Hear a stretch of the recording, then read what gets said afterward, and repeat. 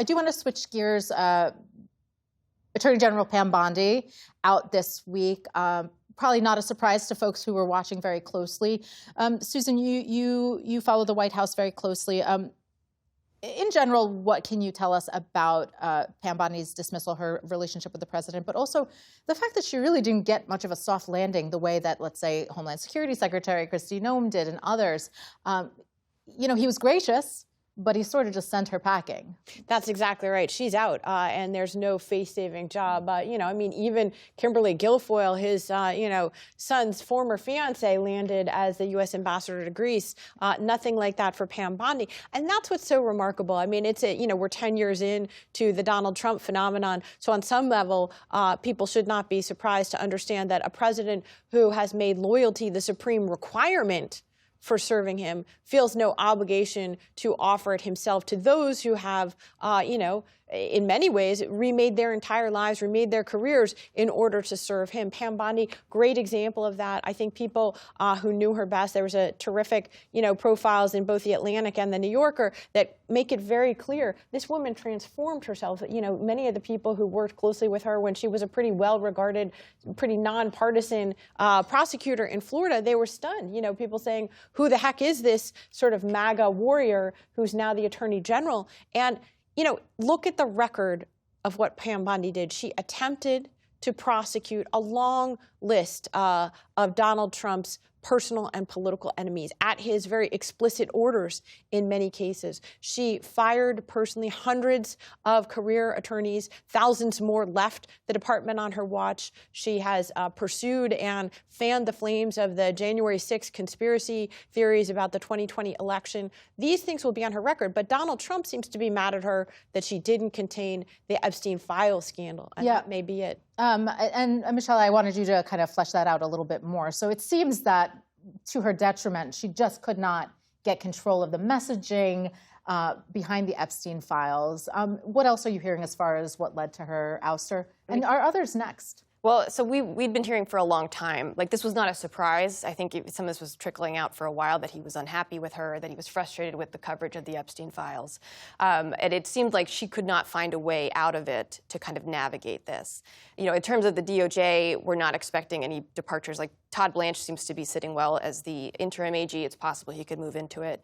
The frustrations with Tulsi Gabbard that the president has had are very interesting because those have been kind of hot and cool over the last year. There was a time early in the administration where it seemed like she might be on her way out. He was very frustrated by a video she put out on her own about the dangers of nuclear conflagration around the world.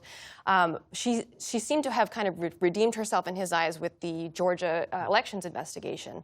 But I thought it was interesting. She wasn't at the cabinet meeting last week. She was one of the only ones not there. And yet I keep hearing the same thing, that she's probably okay for now. Well, for now. I mean, I think the thing is we've had 2 high-profile departures in the last month. And we know that the president did not want this to look like the first term when there were all these huge firings. And that's why we've seen those soft landings. In fact, it was like everybody became an ambassador of sorts, was the kind of the way out. You weren't truly just given the door like Pam Bondi was. But, you know, maybe give it a few months, a little bit of time will die down, we might see some more.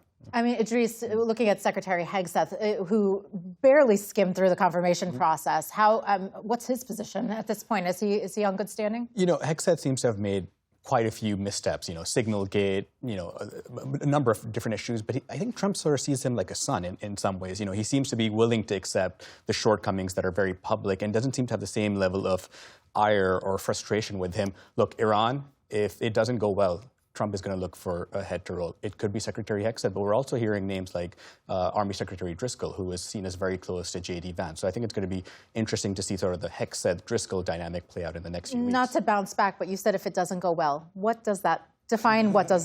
Define that for me? Look, I think if there is a mass casualty event in the Middle East, and you know, that could be problematic, or B, this war just keeps on continuing on the economic front, things continue to worsen, I think that could be seen as not going well. Right. Well, this is definitely something that we definitely want to follow. But before we go, in the last couple of minutes, let's turn to something that has captured certainly my imagination and the imaginations of people around the world. Integrity, good roll pitch.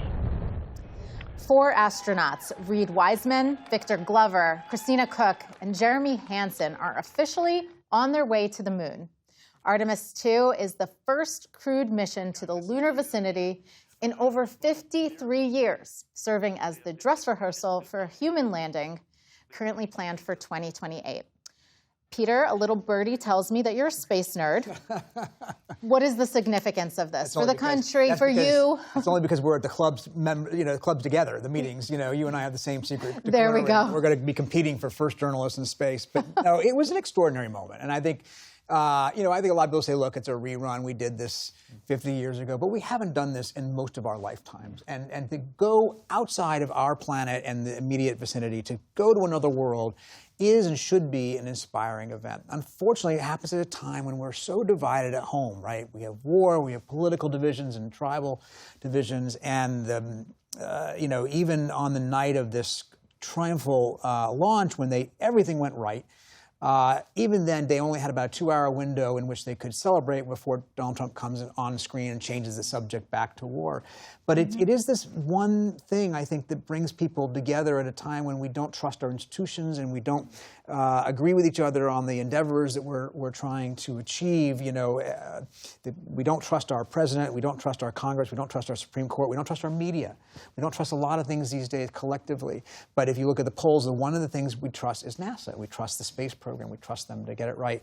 And so I think we'll see in the next 10 days whether that transmits back to a country and to a world that could use a little bit of inspiration. Definitely, and something we're all going to be very excited to watch, but we're going to have to leave it there for now.